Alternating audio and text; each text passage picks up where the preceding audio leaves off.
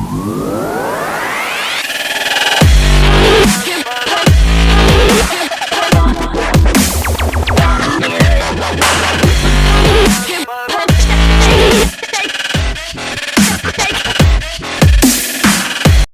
Tigers, and welcome to the TMNtv Newscast for Wednesday, September 19th, 2018. Stay tuned for the latest news at Fort Hays State University and around Northwest Kansas and the nation. I'm your news anchor, Jenna Hawley, and Lauren Davis will be here shortly with a look at what's going on a little closer to home. And Haley White will be along with sports. But first, here's what's making news in Tigerland.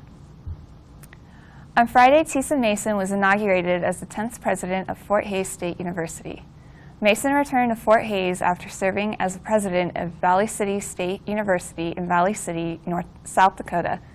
Prior to taking the role in South Dakota, Mason served as vice president of student affairs at FHSU. Mason hit on the theme of unlocking untapped potential during the inauguration at Gross Memorial Coliseum.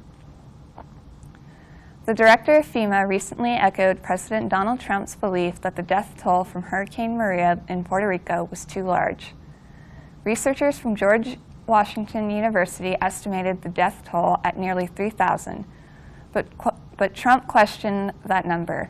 FEMA Director William Brocklong cast doubt on the estimated number of deaths as well, saying there were a lot of issues with numbers being all over the place. According to the Tribune News Service, former National Security Advisor Michael Flynn is set to be sentenced for lying to federal agents as soon as November 28th. Flynn has been cooperating with the investigation into Russian interference in the 2016 U.S. election since he pleaded guilty in December. Sentencing has been delayed since he pleaded guilty. He faces up to 5 years in prison on one criminal charge. After Hurricane Florence made landfall on the East Coast, leaving destruction and deaths, residents were left to clean up the aftermath. Now, residents in North Carolina are encountering flooding from the heavy rains that swamped the area late last week. Approximately 1,100 roads in North Carolina were closed earlier this week from flooding, and officials had to perform several rescue missions on small boats to aid residents. Nearly 2,200 people and 578 animals had been rescued in the wake of the hurricane. The death toll reached 26 on Tuesday from the storm. Supreme Court nominee Brett Kavanaugh is scheduled to testify Monday about an alleged sexual assault by accuser Christine Ford. Ford is also expected to testify. On Sunday, Ford came forward as the woman who accused Kavanaugh of sexually assaulting her more than 3 decades ago.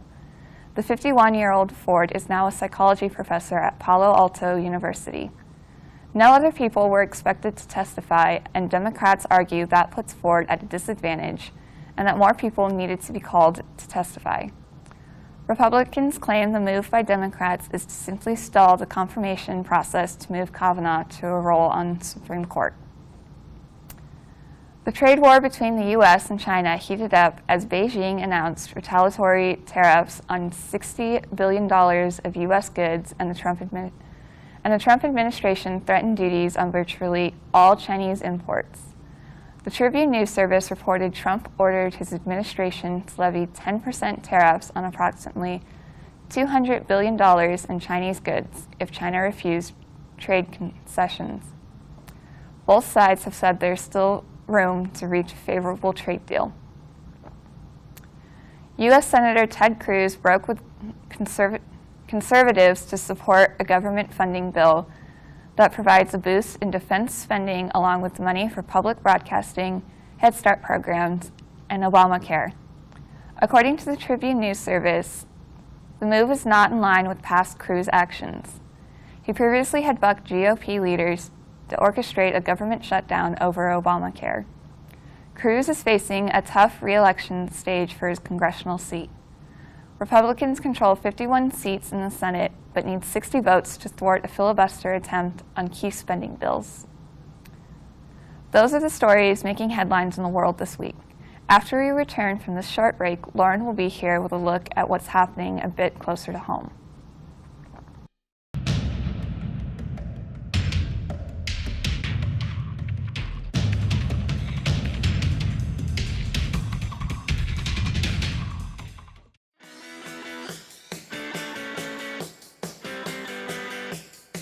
I think there's a perception out there that web and mobile application development is this field where you sit behind a computer all day and code. And that's not it at all, right? And there's even a perception out there that geek is bad. But I think students should embrace their inner geek. We don't code all day. We look at issues, we look at problems, and try to figure out the pieces of the puzzle and how to put them together to build things. I was able to learn JavaScript, HTML, CSS, PHP, just kind of the whole 9 yards with that. So I really enjoyed the full program that they offered here. Anything that you're interested in, the field of web and mobile application development, there's a value to. There's nothing like what we have in the informatics department.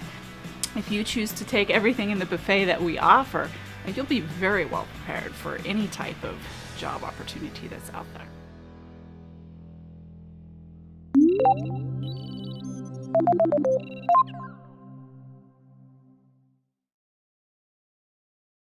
Hello Tigers, hope your week is going well. I'm Lauren Davis and I'm here to break down what's going on in our region. Kansas is growing, it just might not be in a good area. A report by Trust for America's Health and the Robert Wood Johnson Foundation found nearly 1/3 of adult Kansas suffers from obesity. The Topeka Capital Journal reports Kansas ranks 18th in the nation of Americans with obesity. The Sunflower State's rate is at 32.4% of adults. West Virginia tops the list at 38.1%, while Colorado is the lowest at 22.6%. The organizations estimate obesity costs nearly $149 billion in healthcare and nearly $66 billion in lowered economic productivity. The Fort Hays State University Foundation has launched an online crowdfunding site to raise money for different groups.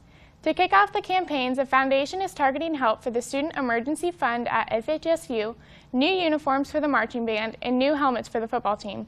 The campaigns were launched in conjunction with the inauguration of President Tisa Mason. To learn more about the efforts or to donate, visit ifedthetiger.com. Last week, Forest Library opened an exhibit honoring FHSU President Tisa Mason. Tiger Media Network's Lexi Gross brings us this report on the exhibit. On Wednesday, September 12th, the Forsyth Library opened the inauguration exhibit for Fort Hays University's new and 10th president, Tisa Mason. President Mason has been president of Fort Hays since 2017, but this coming Friday, the official inauguration ceremony will take place. The Forsyth Library hosted her inauguration exhibit and officially opened it with a ceremony available to students, faculty, and the community. The exhibit was filled with letters and certificates of congratulations coming from all over the United States and even internationally. Also present was the President's mace and medallion that will be at the official ceremony.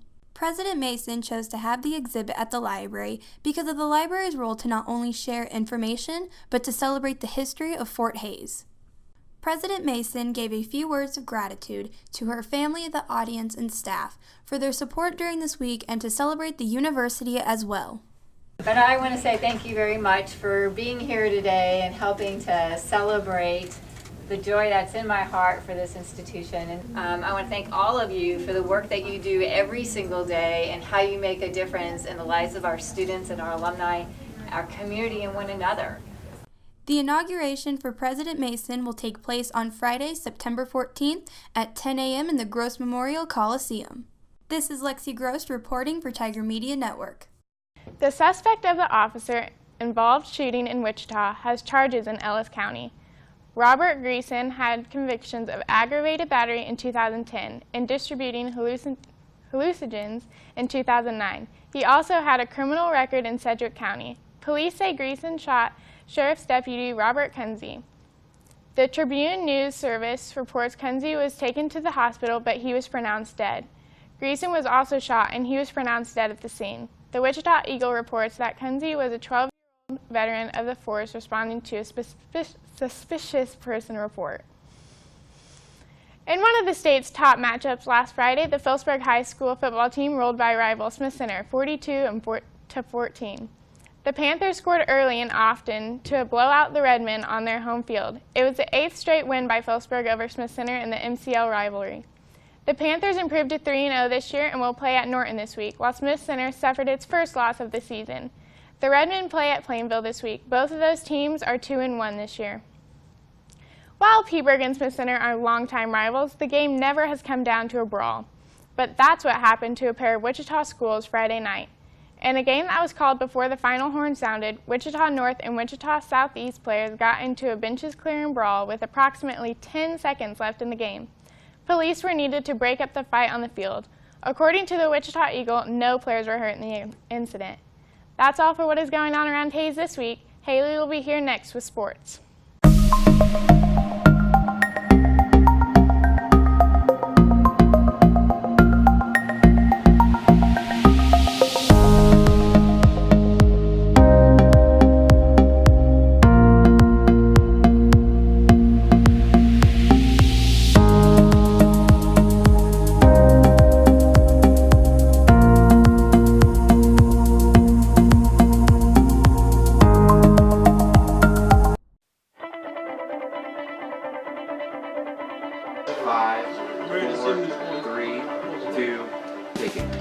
The Tiger Media Network is Fort Hays State University's independent student media organization. It's a student employment opportunity where you can work for either the news side or the sports side. So you can be on live sports production, which produces all of the live sports broadcasts that we do, or you could be on the news side and do news stories covering things on campus. So presidential announcements, student government association.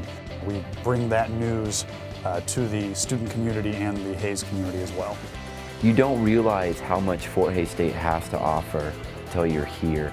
I mean, it is definitely, this is the land of opportunity here. I just got back from the MIAA tournament in Kansas City a couple weeks ago where we worked with other production crews including Pitt State and Central Missouri. And it's a great time. I've gone there the last couple years. For me anyway, I get to do sports, which is what I love. And if live productions is where that's at, this is the perfect place to do it. We have almost everything that you could possibly imagine. Tiger Media Network allows you the opportunity to take the skills you've learned and put them forward in a real world, real application setting that allows you to flourish and grow as a professional, and that will only help you and benefit you when you graduate and go into the real world workforce.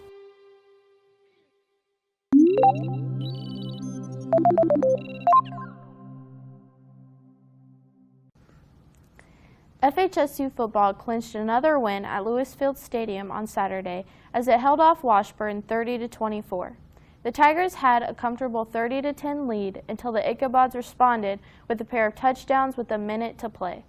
While turnovers sealed FHSU's fate over Missouri Western, the Tigers capitalized on forcing Washburn turnovers by scoring 14 points off of the loss of Ichabod possession. FHSU senior defensive tackle Wyatt Parker earned the MIAA Defensive Athlete of the Week title after his stand-up performance at Lewis Field on Saturday. I sat down with Wyatt earlier this week and discussed his efforts in helping the Tigers hold Washburn to 229 total yards on offense. Just playing together, you know, everybody has a responsibility, all 11 guys on the field, everybody does their job, then, you know, you can't, as an offense, if everybody does what they're supposed to do defensively, there's nothing you can really do against that. The Tigers moved up 2 spots in the latest D2Football.com poll, now ranked number 14 after holding number 16 last week. FHSU will travel to Joplin this weekend for a 6 p.m. kickoff on Saturday against the 0-3 Missouri Southern team.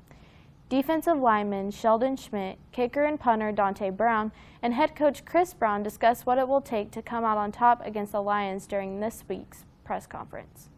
No game is really a weak game, and I think all the opponents out there are going to give, you know, us our best. So we got to prepare as, you know, we're playing a national championship game every week.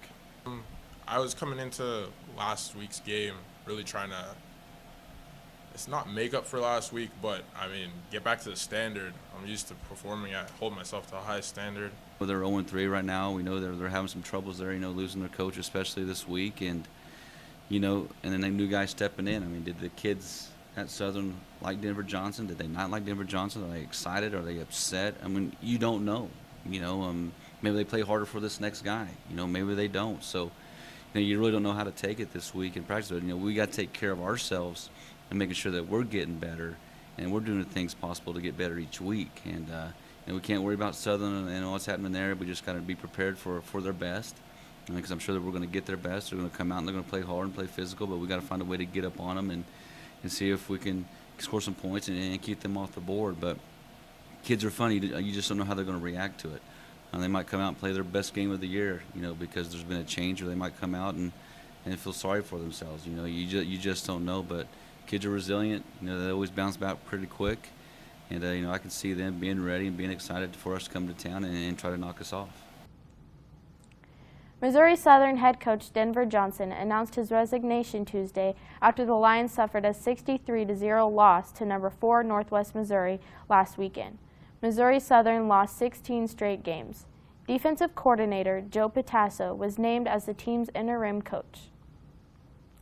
FHSU volleyball fell to Nebraska Kearney on Tuesday in straight sets. UNK was able to win comfortably in the first set, coming out on top of the Tigers 25-18. The Tigers were able to take the lead early in the second set with a pair of kills by Kayla Vitstum and another by Isabel Reynolds. The Tigers and Lopers had back-and-forth play with 4 lead changes and a couple ties before UNK was able to pull away with a 2-set advantage with an easy 25-15 win over the Tigers. The Lopers grasped an early lead and never looked back in the third set, wrapping up the match with a 25-14 final score. The Tigers will compete in Gross Memorial Coliseum for the first time of the season as they host Pittsburgh State on Friday with a 6 p.m. start. FHSU golf teams found the going tough this week as both men and women's teams competed. The men's team finished 10th among MIAA teams and 18th overall Monday and Tuesday during the Men's Golf Classic at Muskogee Country Club in Oklahoma. The men will continue their play in Oklahoma next week as they compete in their third tournament of the season in the MSSU Fall Invitational in Monkey Island, Oklahoma. The women tied for 12th overall at the RMAC Fall Preview on Monday and Tuesday. The women will be back in action in 2 weeks as they will compete in the UCO RCB Classic on October 1st and 2nd in Edmond, Oklahoma. After 2 consecutive draws, FHSU women's soccer was able to come out on top against Nebraska Kearney during their non-conference match in Hays. Junior forward Darby Hirsch was able to find the back of the net with an early overtime goal assisted by Kaylee Perkins to seal the 1-0 win over the Lopers. The Tigers will travel to Topeka on Friday to face their final non-conference match of the season against Washburn.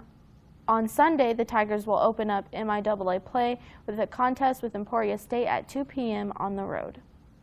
After her efforts in all 202 minutes of the 2 consecutive overtime matches, sophomore defender Alex Polignano has been named the newest MIAA Defender of the Week. This is the first time she received that honor in her career as a Tiger. FHSU men's soccer ended their stay in California with a loss and a draw. On Thursday, Point Loma left FHSU scoreless in San Diego, beating the Tigers 1-0. On Saturday, the Tigers drew a 1-1 tie while competing against Biola University, which was FHSU's first overtime match of the season. After coming off 0-1-1 week, the Tigers dropped 3 spots in the latest United Soccer Coaches NCAA D2 poll. The Tigers will begin MIAA play this weekend as they travel to Bolivar, Missouri to take on Southwest Baptist on Friday. On Sunday, the Tigers will head to Oklahoma to face top 10 Northeastern State. For the second week in a row, Kansas City Chiefs quarterback Patrick Mahomes was named AFC Offensive Player of the Week. The Chiefs beat the Steelers 42-37 at Pittsburgh during Sunday's game, where Mahomes threw 6 touchdown passes, which ties a team record that was set in 1964 by Pro Football Hall of Famer Lynn Dawson. The Chiefs will host the San Francisco 49ers on Sunday at noon at Arrowhead Stadium. Sporting Kansas City sped out to a 5-1 win over San Jose Earthquakes on Saturday and took over first place in the West by 1 point ahead of FC Dallas. David Gantar, and we are underway at Avaya Stadium, where the Quakes will try and win back-to-back games at home for the first time this year. Switching for Fernandez against Lima with some help from Erickson. Cross it front! Gutierrez! And in minute number 18, it's 1-0 Sporting Kansas City. Flo Youngworth, well-worked goal by Sporting Kansas City. Dropping it in. Erickson. This is for Vacco. Vacco. Melia. Guarding that near post. Better by the Earthquakes. Good ball by Luis Felipe. Get into space for Magnus Eriksson. He picks out Vacco. It's a good little ball. That's a nice little hesitation move. That's good football there. They've gone in one side and then they've stepped Gerso Fernandez through. Chipping Tarbell. Fernandez. Minute 23. It's 2-0. Danielle. It doesn't get much better than this. And let me tell you, I've been on the sideline and seen Peter Vermes. Harris for Quasi. Namath enters the area. Quasi looking on his left foot. What a save from Andrew Tarbell. I'm thinking about changing my lineup a little bit. Maybe go with a more aggressive lineup. Quasi for Gerso. Dropping it off for Espinoza. Laying it off for Gutierrez. What a save from Andrew Tarbell. City. And Sporting KC going for the knockout blow. That one put right on. Spilled by Andrew Tarbell and Iko Para. He was very close whether or not he was in an offside position. But bottom line. Trying to sneak in behind. Erickson. Slipping in front. Jameer Hika. Off the crossbar. On the left. A little bit of a slip in the box by Sporting Kansas City. Looked like it was Graham Zusi that went down. Allows some space for Hika. Created a little bit of space for himself, and it's not a bad effort. And now Kasia has to contend with Gerso. Right in behind Kasia. He's got Namath in front of him. Open net. The Quakes have been knocking at the door, but it's Sporting KC that gets number 4. But you can see the Sporting Kansas City were in a position to try and weather the good start for the second half. There was a period in the game where if the Quakes had got that 3-1 goal, that maybe this game would have taken on a completely different turn. But for me, when Sporting Kansas City got that 4th, Danny Hudson! It was going to be a little bit too late, potentially. Goal! San Jose! His 11th of the year. It's now 4-1. Well, he's popped off his marker, Arco Power, into a space where he can turn and look up. Russell cutting in. Rubio. Here comes Fernandez. Right by Andrew Tarbell, and he has his second goal of the night. We'll probably looking back on that one and say I could have maybe done better, get down quicker. It has gone near post. And that is it. David Gantar signaling the end of this one. Gerso Fernandez, our Xfinity Man of the Match. Sporting, which has 6 wins out of its last 7 games, hopes to continue the pattern as it faces the Philadelphia Union on Sunday at Talon Energy Stadium. The match is slated for 12 p.m. Central Time and will be broadcasted on ESPN. That's all we have for this episode. We will return next week for another TMNtv Newscast. To stay up to date on the latest news and sports throughout the week, visit TigerMediaNet.com. Until then, remember, roar Tigers.